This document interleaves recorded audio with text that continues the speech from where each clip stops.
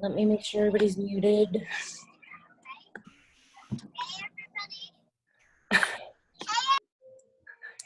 So Hadley.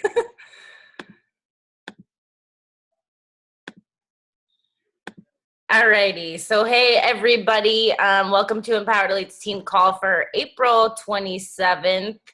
We are right at the tail end of April, and like I was just saying, I know this has been a tough month for a lot of people, but I just want to mention something to you that's been really helpful for me, especially when I've had slow months or when you really want to set yourself up to have a successful beginning of next month. Is really start those conversations and those follow-ups now, building new relationships, continuing on past conversations, and just, I'm sorry guys, my kid's yelling about a banana. But I'm really laying the groundwork for those conversations for next month so that when May hits, you have your pipeline full of people to talk to and invite to your challenge groups. I always highly suggest, hold on, because he's not going to stop if he doesn't get his banana.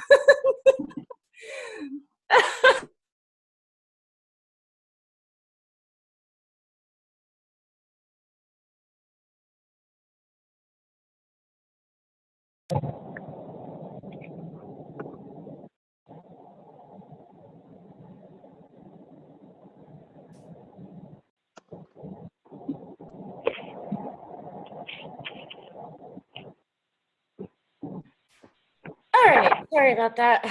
Banana crisis is fixed for now, hopefully. So what I was saying is I always personally aim to hit Success Club in the first 2 weeks of the month. That way you do not end up at the end of a month like this month where you're really struggling and, feeling a little bit stressed out of how to reach your goals. And like I said, if you set that intention now and push through the end of this month, you might not only help a few more people in April, but also you're going to have your pipeline full of people to help for May. So I want you guys to start thinking about that and start gearing your posts towards upcoming challenge groups that you have for May. Maybe you want to do a spring boot camp or, a summer boot camp or a bikini boot camp or something kind of geared towards moms or women who want to get fit and feel confident for the summer. Maybe they're traveling and they have trips that they want to feel good about, in their skin about. Just get creative with your posts to keep people's eyes on you about what kind of opportunity you're offering them. The next thing I want to ask, does anybody have recognition that they want to shout out from last week or the week prior, since there wasn't a lot of people on the call last week? If you do, you can just unmute yourself and shout it out. Anybody? If you don't, I do. I have 2 brand new emeralds this week. Well, one is not brand new, but she's brand new to our team. Miss Lindsay Moran is an emerald, and she's been a challenger of mine for over a year, and she's already helped, I believe, 3 people. So she joined our team last week, and she is already officially an emerald coach, which is amazing. So congratulations, Lindsay. And also my brand new coach, Jeanette, from Canada. She's, I believe, our first coach from Canada to actually hit emerald rank. So congratulations to you too as well, Jeanette. The next thing I want to go over quickly before I let Heather take it away is I wanted to quickly touch on the Diamond Leadership Retreat qualifications. I know that you guys may have seen the post in the team page that I have opened this leadership retreat to the entire team. I didn't do it just for my Diamond leaders because I wanted us to all have the opportunity to come together and really spend time together and celebrate success and just kind of have that camaraderie and that team feel of whoever is ready to really push in their business to make this happen. It is going to be in September. The date and location I have not quite figured out yet. I've been looking furiously for a really cool little beach spot for us to be at, but I wanted to cover the retreat qualifications so that we're really clear on them and nobody can say that they missed it because they were unaware. So the first qualification is that you need to be a lifetime diamond, meaning you need to hit diamond by June 16th.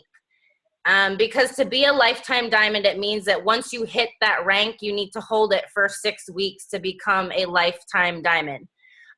So June 16th, if you're pushing for diamond right now, that needs to be your goal at the latest of when you want to achieve that rank by.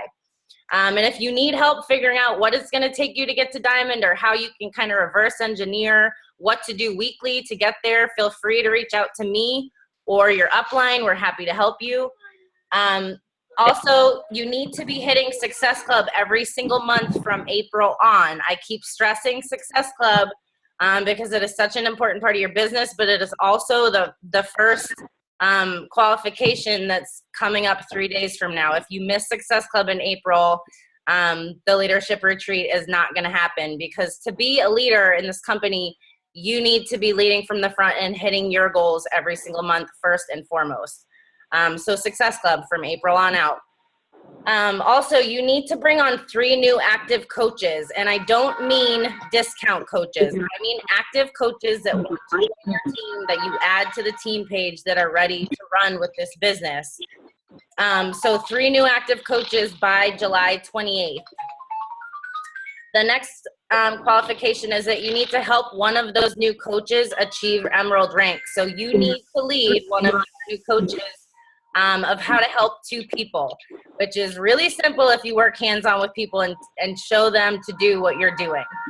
And the last one is that you need to have 2 of those coaches or 2 of your coaches all together. It can be past coaches if you already have some now. 2 of your coaches have to have at least 1 Success Club point in June and July.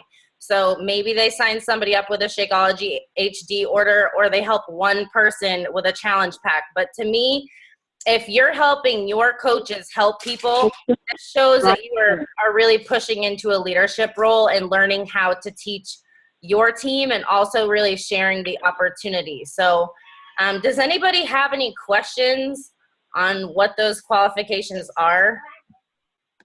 Yeah, somebody hopped on. I can.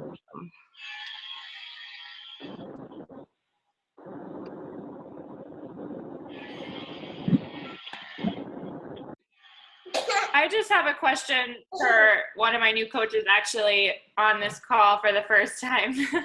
Are you doing anything for, I mean, it's April 27th, so I know she's ready to run, but I feel like hitting Success Club in April at the end with 3 days in her first month is pretty a lot. So what do you, any thoughts on that?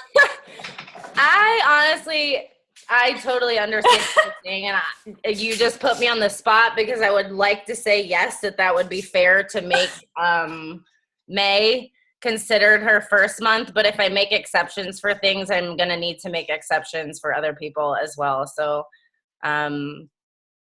we'll have to. No, I just wondered what you thought about it, because I see you're taking notes, Helena. Because there is quite a few brand new coaches on the team, as in for this month. So I'll think about that tonight, and if I decide to make May count as the first month for brand new coaches, then I'll make that exception and post it to the team.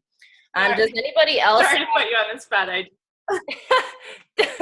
Does anybody else have questions about the qualifications, or what exactly it's for, or why you should be there? No? Okay. If you do, just post it in the team or send me a message. And the last thing I wanted to mention is that right now, as of the 25th, actually, so on Monday, they announced that they were letting everybody that was currently on the Summit waitlist off the waitlist. So if you were on the waitlist for Summit this year, make sure to check your email and see if you got a registration link. And for everybody, I guess they're dropping the price to $195. So even if you registered at the time that it was $250, it'll be $195 to get to this event. And I just want to put this out there that I know it costs money to get to this event. The travel, the hotel room, the food, the ticket, I understand that. But this is your business. This is your baby. This is something that you have to invest in to believe that it's worth it for long term. My first year going to Summit, I earned a free ticket, but I still had to pay for everything else. And as a single mom that didn't have a lot of extra money, it was a struggle for me. And it was definitely something that I really had to think through if it was worth it or not. And I can tell you that it was worth every single penny. You learn from top leaders in this company, top coaches. You get amazing trainings from incredible guest speakers that they have that you would probably never have the opportunity to see anywhere else in your life. You're surrounded by over 35,000 or 40,000 coaches, and you really start to see that you are a part of something so much bigger than yourself. The energy and the positivity and the passion is so contagious at events like this. You'll also get the opportunity to pick a celebrity trainer that you want to work out with. So if you love Tony Horton or you love Autumn Calabrese, you'll have the opportunity to work out with those celebrity trainers. And not only that, but you'll meet a lot of us from the team. So if you do get off the wait list, I hope that you guys can register and make it happen. And if you're brand new or you can't swing it this year, please make sure to make it a priority for next year, because getting to events is so, so, so important for growing your business. With that said, we have a guest speaker tonight, and I asked Heather Olen to talk because she's just been trucking along. Heather has been a coach for a little over a year now, and she has really had a wild ride. She started out by saying no to me for 9 months, and Heather had every excuse that you could ever imagine in the book. And I continued to follow up. You know, we had been childhood friends and on a synchronized swim team together, and I could tell that we had been through a lot of the same things. We were both single moms. We had both been through abuse, and I knew that this would give her a fresh start on life. And I was overjoyed when she finally said yes to me. And not only did she say yes to starting her journey, but she said that she wanted to coach from day one, and she dove in. She has been, relentless with helping people every single month. She achieved Diamond, and, she had some mishaps and ended up losing it, but she's fighting really hard right now to get it back.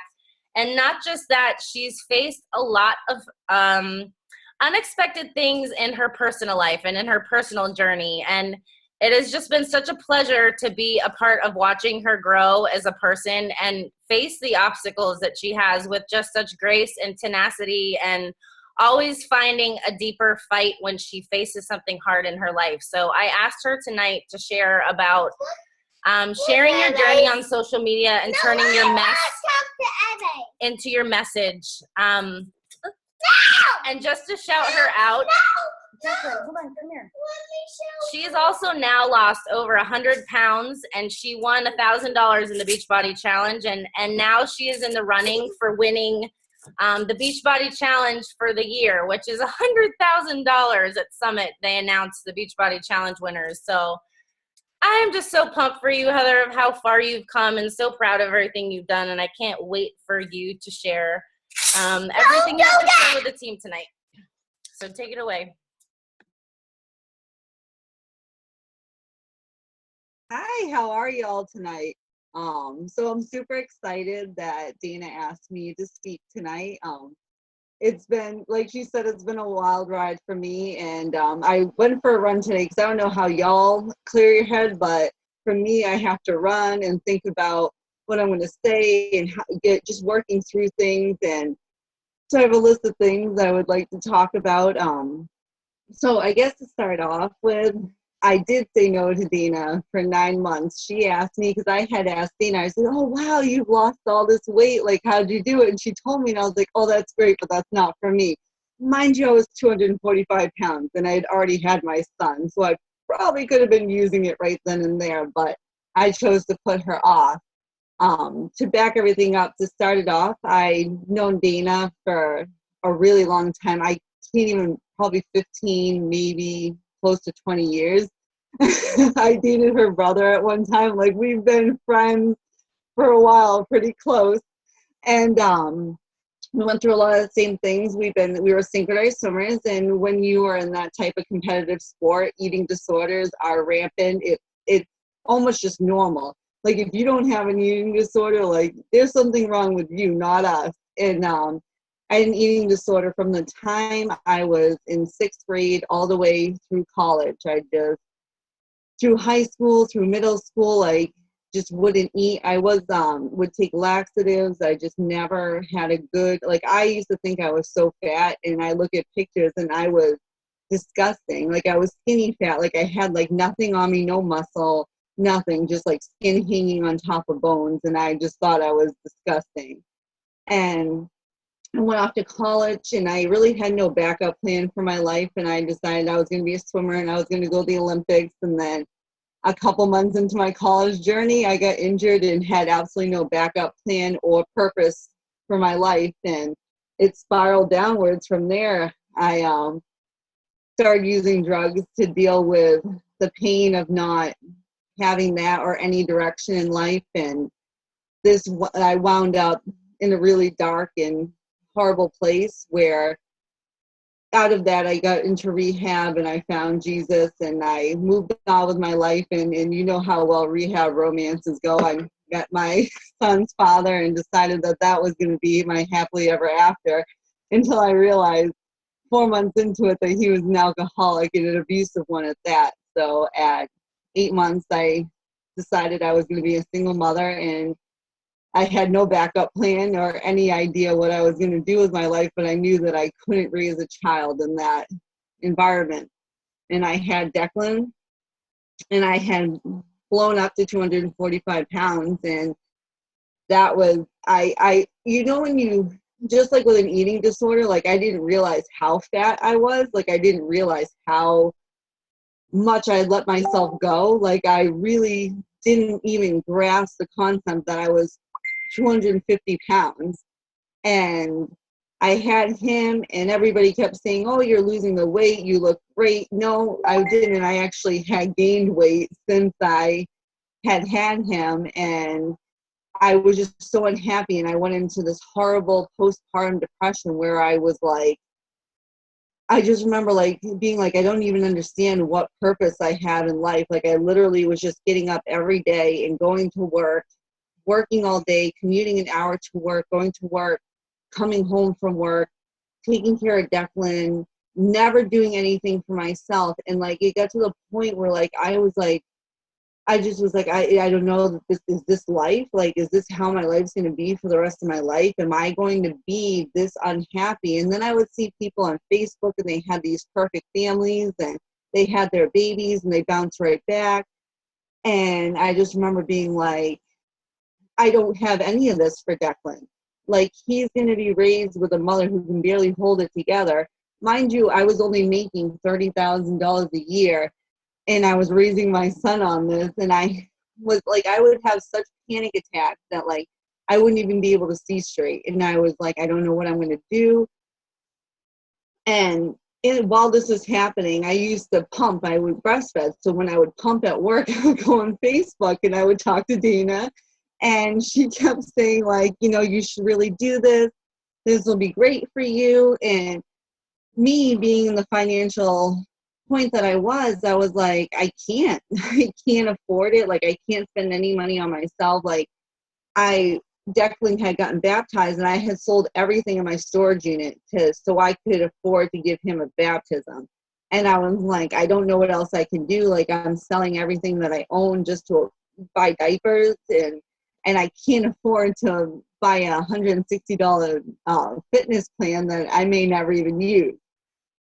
So she would follow up with me, and I would tell her no, and then she would follow up again, and she would comment on things. And you know, when they do the memories on Facebook, well, the things that come up on my newsfeed from like 3-4 years ago, I look at them now, and I'm like, I was so unhappy. I didn't understand how unhappy I was until you look back, and you're just like, I knew I was unhappy. I knew, like, I would cry myself to sleep at night, or I would have the most horrible insomnia that like I wouldn't even sleep, and I would be like just anxious every day and never having any purpose.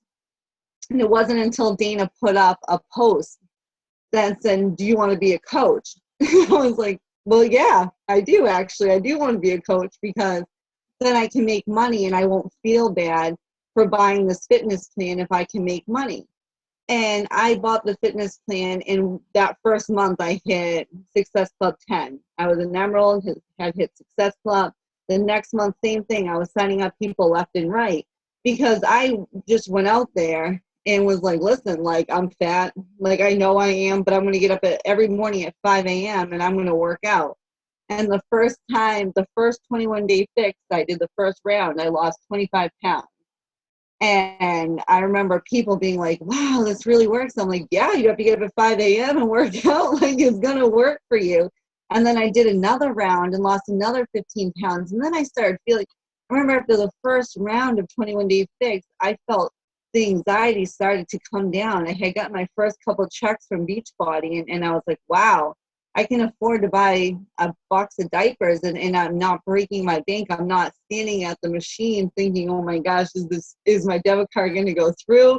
How much can I overdraft my account just to make sure that Declan has what he needs? And I remember the first check I got was like $150 or something, and being like, oh my gosh, this is my whole world has changed. And from there, I was like, I just want to help as many people as possible. I wanted to get fit, and I wanted to help other people get fit. And right off the bat, I had people that were signing up to be coaches themselves. And I thought that everybody had the same drive as I did. But then, like, little by little, people don't renew their Shakeology or they drop out. And at first, I was like crushed. I was like, did I do something wrong? Because I really didn't have the confidence yet. Like, yeah, I had been signing people up, but you're only like 3 months into your journey, and you feel like you feel great and you feel happy. And these people who haven't been actually doing the program, now they don't have that same high as you do. And you have to remember that you can't do it for everybody. And I was like, you know what, no matter what, I'm going to keep pushing through. I'm going to share my story. And I share a lot on Facebook about how I was in an abusive relationship with Declan's father, how when I was pregnant with Declan, Mike would take all of the money, and I lived on pasta. I would buy a box of pasta and try to ration it out for the week so I would have enough money, enough food to like make it through the week. And I remember being like, this is so unhealthy for my child. I'm not eating correctly. Like, I'm pregnant.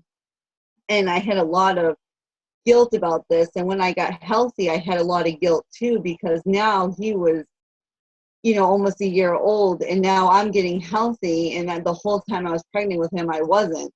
And I had to do a lot of personal development and realize that just because I was in that situation doesn't mean I have to continue to beat myself up about it. And I share about this, and I'm very open on social media because I am a mess. I've been a mess, but I'm getting better. And people respond to that because there's a lot of people out there that go through what I went through, what Dana went through, but they're not strong enough to talk about it, but they feel alone. I remember when I was going through my postpartum, I thought I was the only person in the world who went through that.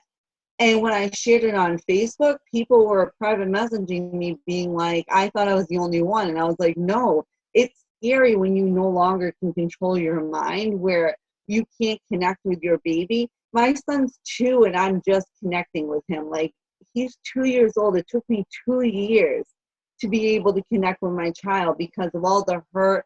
Like, it was such survival mode the first year of his life that I could not do anything but survive. And then the second year of his life was trying to figure out that I had built up so many walls, I couldn't even break them down fast enough. And it wasn't until, and then at his 18-month checkup, they said that he wasn't hitting his milestone and that there was something wrong with him. So I had to start early intervention, and it kept bringing up the fact that he may be autistic. And I was like, I cannot deal with any more. Like I just made it through being a single mom. Like I'm just getting myself together, and then the postpartum and just getting over that. And now here they are telling me that there's something wrong with my child. And I kept beating myself up about the fact that I never took care of myself while I was pregnant, because I couldn't, because I was trying to survive. And now he's 18 months old and he's got all these doctors. And then right after his second birthday, they told me that he has global developmental delays and he's autistic, which means that they told me that at 2 years old, he was only reaching the milestone of a 9-month-old. And this was in January. So I kept sharing on Facebook and Instagram about the fact that, yeah, it hurts like hell that there's nothing I can do, that he can, we have doctors, we have people coming through our house all the time. By the grace of God, my mother watches him full time, which allows me to continue to work full time.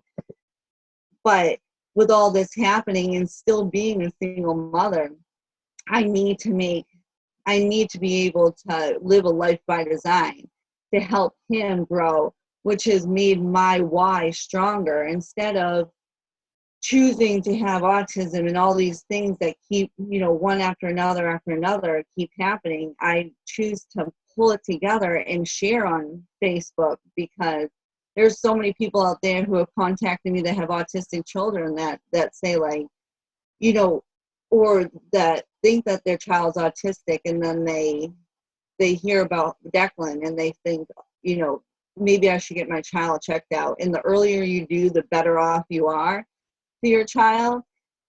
And that leads to that strong bond that you have with someone, that you can grow and help them become healthier. Because as much as we want to be like the martyrs, unless we're taking care of ourselves, we're never going to be good enough for our children. Like, if we can't take a minute and decompress, then how are we ever going to be good enough to help our children out? Which is what I tell all the mothers who contact me. I say, well, is there anything you're doing for yourselves? And they're like, no. And I'm like, well, how are you going to do anything for your child if you can't cope? Like, if I'm having a hard time coping, I go for a run, or I crush my workout. I crush my workout every morning so I don't flip out during the day. Like, it's the first thing I have to do. But then when I get home, instead of eating ice cream or doing something crazy like that, I go for a run. And that's what I tell my challengers. Like, I tell them, like, you need to take care of you first, and then you can take care of your children. All these people who say, well, how do you handle all of this? It's because the pain and the struggle and the getting knocked down, it all builds up that why. Like, why do you want to do this? Why do you want to get healthy? I want to get healthy because the only thing that's helping my child right now is the fact that he can do those Spartan races with me. Is the only thing that he excels at. My child's 2.5. He still doesn't talk. He's just pointing. Like, anybody who's had children before, they start pointing at a year old. He just started now, which means that he's trying to take in information to, like, start to learn how to talk. But when you get him out there running or doing something physical, like he's been watching me do since he was a year old, he excelled at it. So if I had never gotten healthy, I would never have this bond with my child that's helping him grow and develop in the way that he's supposed to be. And, I have no problem. Like, some people get scared about sharing on social media about looking weak. It's only when we look weak that we are strong for people, because when we open up and we talk about being hurt, I mean, there's some things that you need to work on. Like, there's some things that are really touching, and it will take some time to, like, a couple of people on the team know that I was pregnant up until March, and I suffered a miscarriage in a car accident. So I had to deal with that by myself in Florida, away from my family and my child. And I remember just sitting there being like, well, what am I going to do? Am I going to cry about this? Am I going to sit here and cry, or am I going to use this to drive myself to better Declan and I's life? because I can do one of two things. I can fall apart right now because life is extremely hard at this particular moment, or I can use it and I can make myself a better person by taking the pain and the struggle and helping as many people as possible, or I can let it crush me and I can let it crush my spirit. And it was in that moment that when I got back from, and I was clear to work out, that I was like, you know what? I'm going full force, 21-day fix extreme. I'm going to help as many people as possible. I'm going to reestablish my why. I'm going to share more. I'm going to do more personal development because there's somebody out there who needs to hear this story, that's going through it, that feels like they're all by themselves. And if I never share it with them, and I listened to books on tape at work, and I was listening to, like, it's only when we embrace our stories that we're powerful. We can take the power in that story and we can make it our lives better. But when we hide it, it's what's going to hold us back. When we feel like we have to hide who we are, like, I'm not, up until like probably 5 minutes before this team call, I was running around the house with a shopping bag full of my son's diaper because he had gone to the bathroom and left it on the floor. And I'm running around the house trying to clean up, screaming, I got to get on a team call. And I'm like, this is true. This is a true messy life. Like, and it's this type of mess that somebody else is going to look at and say, that's me. If she can do it, I get all the time. If you can do it, I can do it. And, not everybody's going to lose 100 pounds and be up for $100,000 grand prize, but sure would be. I say it's going to be like my Rocky moment, or like my Rudy, where they're carrying him off the football field after.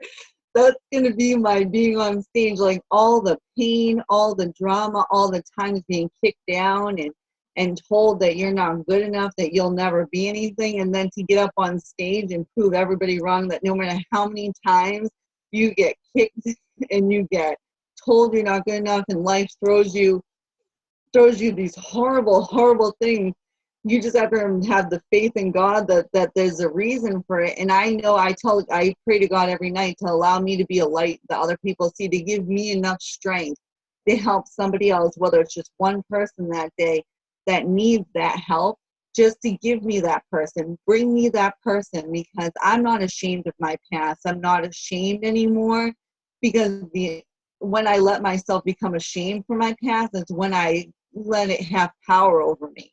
And I can't. I need to continue to strive to help people, to do better, to do more, to have everybody on this team help people, to always wake up every moment with a purpose and a drive to make the world a better place. Even if they don't ever sign up for a challenge pack, if I can touch one person who down the line tells somebody about me, and then that person comes to me, then that my job's done. Then that I've done what I set out to do. Just selling challenge packs, telling people that's just the little things. Helping the people become the best versions of themselves, because they're going to do it. They're going to want what we have. They're going to want the challenge pack. They're going to want to get healthy, but it's got to start with them first seeing we need to help them first. And once we can help them, then we can help them get healthy. But until they get to the point where they think that they're good enough to even try, because that was my problem with Dana, is I didn't even think I was worth it. Like, I was like, I'm not even worth that challenge pack.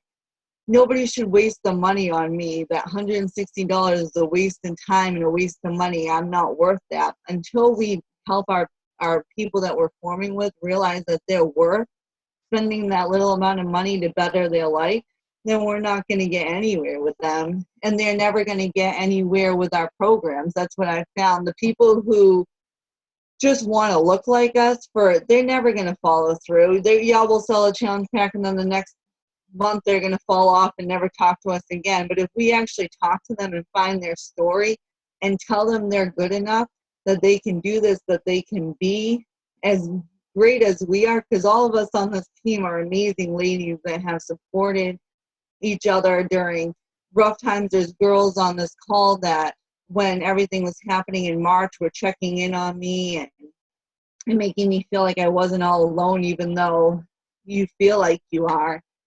And for that, there's no amount of money, there's no amount of anything that can compare to that type of camaraderie that you feel. And that's what we need to help share more, is that it's not just like, I got into an argument today with someone about, I had liked something on a page, on a mom's link, and she like went off on a tangent about Beachbody and how we're all cults and stuff. And I was like, oh, they're killer. I was like, what we are is somebody who's bringing this awesome inspiration into the world. And if you don't want to be a part of that, then there's something wrong with you, because everybody should want to feel the best about themselves. But if you don't, then that's okay. But let the other people in the group hear about our joy. So, is there any questions anybody would like to ask? Heather, I want to stop you for a second and cover something that you said. And it was about how if you're not owning your story and you're ashamed of things that you've gone through or things that you're going through now, because I preach all the time about embracing authenticity, and there's a very deep connection with what you said about that, is when you are not embracing your whole story and your whole journey, and you are afraid to share things because you are ashamed of where you've been or where you've come from, you cannot be authentic. You cannot be the best version of you. You cannot really, work to become the best version of you if you don't own those ugly, hard, challenging parts of your story too. And not only that is, people don't, like I always say, people don't relate to perfection or perceived perfection. People relate to emotion. People relate to struggle, to challenge. Maybe they don't relate directly to your story. Maybe some of you on this call don't really necessarily relate to things that Heather has gone through, but I know that you can relate to the emotions of what it feels like to be down in your life, or to be going through something out of your control, or to have something challenging happen in which you have a decision where you can lay down and become weak, or you can get up and you can fight to become strong and use that, as a power source within you to give that back to serve other people. And that's the beauty of what you've done, Heather. You've been through a lot, and you always come back stronger than you were before every single time. And I think that no matter what people go through in their lives and what you're going through right now, whoever's on this call, but you can take away from that it's a choice. It is very much so a choice when you face struggles, not only in your life, but in your business as well, because you're going to face a lot of them. This business is not always easy, and it can be challenging. You're going to hit goals. You're going to miss goals. You're going to get somewhere. You're going to, people are going to quit, like she said. Maybe people come on excited and then they don't want to do the work and they don't want your help. And the thing is that you have to make a decision that you are here for change. You are here to become the best version of you, and you are here to help people that are ready to do the same. I absolutely love everything you shared, Heather. And if anybody has questions for her, you can go ahead and unmute yourselves and feel free to ask. There was one thing you said, like sharing, no matter how dirty or like I shared in April about my 4 years of sobriety, about being in because I skipped over this whole part, but I had been sent to prison by my ex. That's where they send people in Massachusetts who are addicted to drugs to clean out, but they literally just make you go dry for 35 days. And I posted about being on a bathroom floor crying and screaming to Jesus about, just save me, because I think I may actually die in here. And I was like, I don't know how the people in my church who are my friends on Facebook are going to handle this. And I had more people reach out to me, and a lot of them were from my church, and said, I've been clean for 10 years. I've been clean for 5 years. Like, thank you for sharing that. And I literally shut my phone down, didn't look at my computer for 10 hours, because I was like, I don't even want to see what anybody has to say about this. And when I turned it back on, everybody was so happy. So the scarier it is, it has the biggest impact. even if you have to share it and then throw your phone and like go for a run by yourself because you're scared crapless that somebody's gonna see it, it's gonna, once it gets out, it holds no control over you anymore ever again. Once you say it out loud, it never has control over you again. I love what you just said about that it doesn't have control over you anymore, because it's so true. And I know I personally can relate to that so much. And if you've been making vulnerable posts about anything, you can relate to, because it is scary to put yourself out there and let your true self be seen. And a lot of the things I share on Facebook were things that I probably never, ever thought I would share with anybody, or even, only my close friends. And it's so true, because that is the thing that really connects people to you. And it deepens your level of success and the triumph from getting from point A to point B, or your progress on your journey, because a lot of people don't relate to somebody just losing 20 pounds. Or, you coming in and all of a sudden being more positive because you've been reading a book, or all of a sudden you're super amped up because you're a part of Beachbody and you just love your community and your new friends. People relate to the fact that they have struggles with emotional eating or binging, or they don't love themselves enough to make healthy choices. Maybe people are lonely and they don't have friendships and they need that sense of community or fulfillment.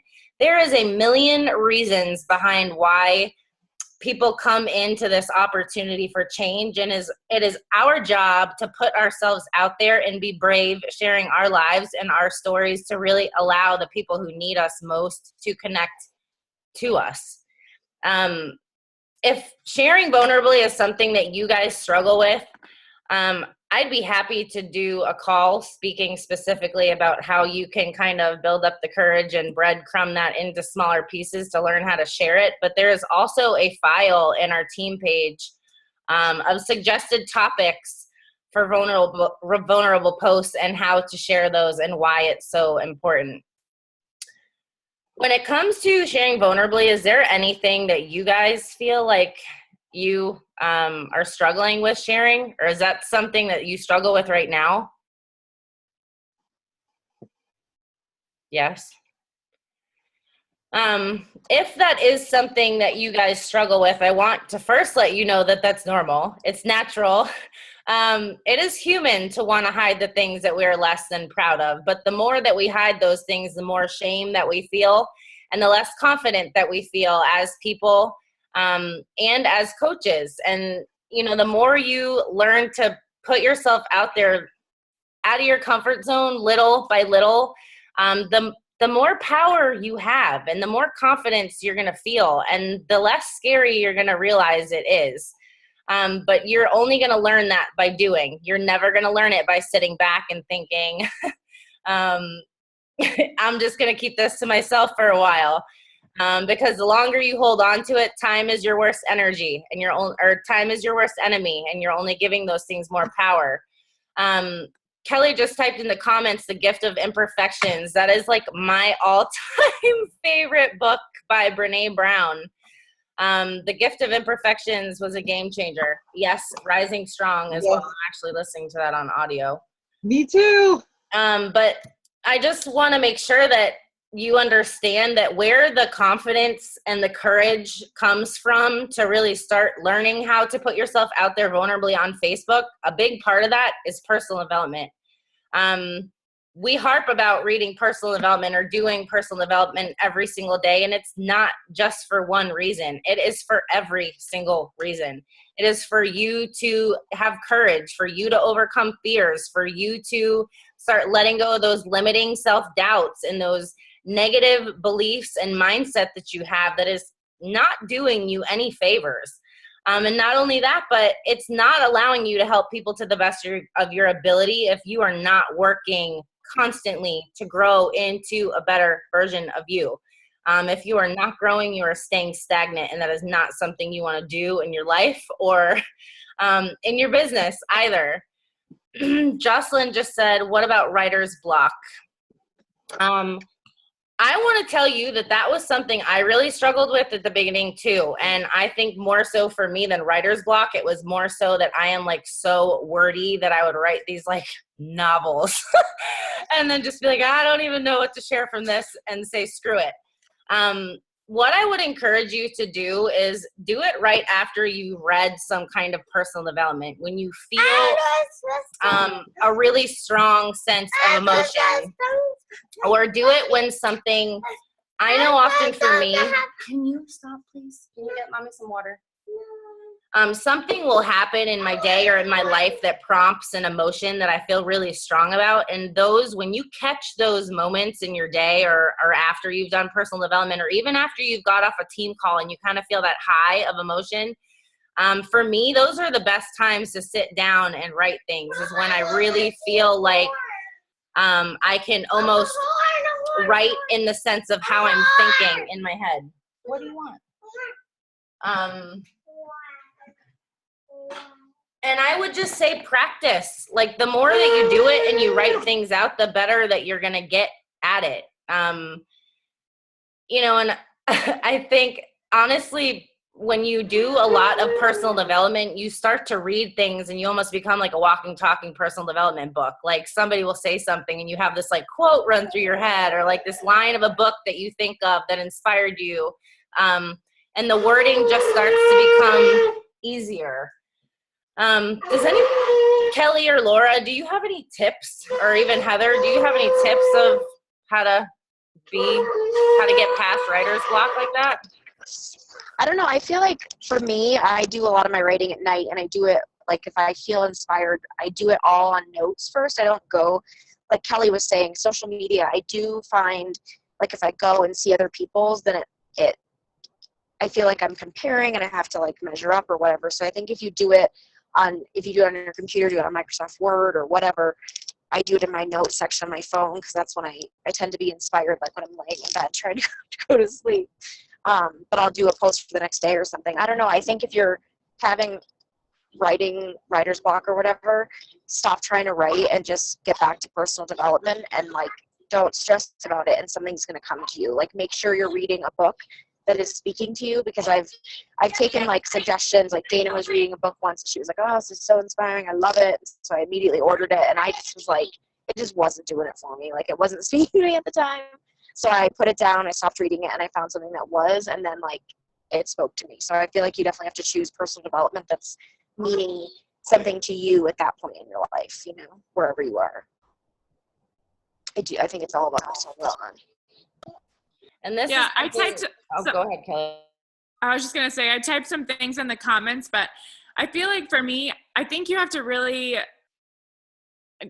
take advantage of those times that you feel you're strongest, and for everyone it's different, like if that's the morning or the evening. But I mean, for me, I wrote in the comments like create before you consume. Like I really notice if I do it first thing in the morning or even after a little bit of personal development, it flows so much more naturally than if I wait all day and I'm looking at Facebook and I'm chatting with people and I'm getting like just clouded by who I really am.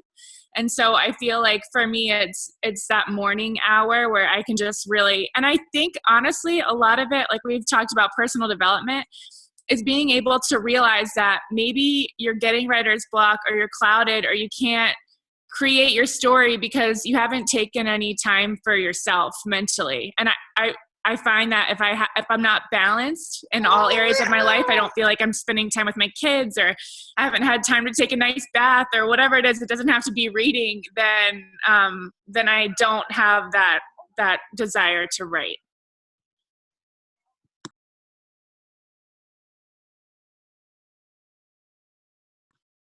That was totally it. Like hit the nail right on the head. Thank you. I just want to say, Kelly, I totally agree with everything you say. Like if you're feeling balanced and you're stressed out and you're spread thin and you're not making enough time for you, whether that's downtime, even disconnecting for an hour, or, you know, really taking the time at night to meditate or read or whatever helps you fill yourself up, because you cannot possibly fill other people up. You cannot possibly help other people if you are feeling drained. And the other thing that kind of popped into my head that I just wanted to mention, because I know it was something for me that I really had to make a decision, like in my mind. Declan, stop. Of course, my kid's blowing a horn on a call.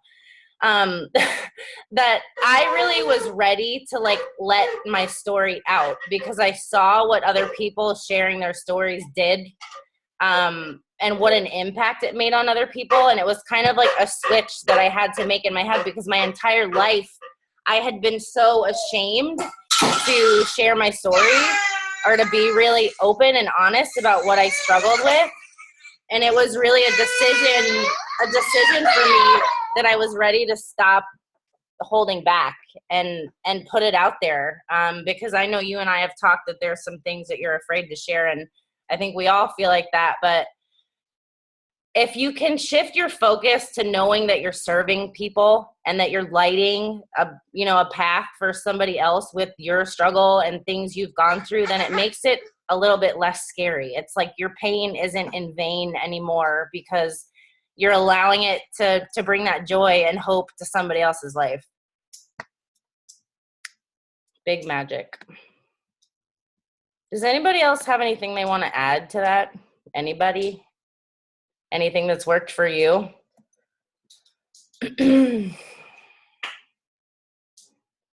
No. Alrighty, guys. Sorry, I have one last thing, but even if you are looking at people's feeds and you are looking for inspiration and other, it's not like a horrible idea to look at some of the other coaches and see what, just to prompt ideas, but don't feel like you saw an idea and then immediately write about that idea. I feel like that really messes me up too. Like I said, I don't know if you saw in the comments, but I have a notebook that's called, it says create on the front, and it's all for ideas. So blogs or posts or whatever it is. And if I see an idea that I like, I write it down, but I just use that as a jogger, because you're not going to be able to express yourself after you just read what someone else wrote on the same topic. But it's not, it helps to write that down so you don't feel like you're wasting time going through these posts. You're at least gathering that inspiration. But yeah, I don't know. That helps me. I feel like when I was trying to write immediately about something I just saw, it was like not coming out how I would speak and how I would share. I totally agree. It can be great to follow people, but you can get kind of caught in that comparison trap, or almost feeling that whatever you have to say isn't as good enough because it doesn't sound the same way they might say it. But just trust that the more you do it, the better you're going to get at it, and the more you're more confident you're going to be with it. Does anybody have any other questions about anything before we end the call, since it's almost 9:30?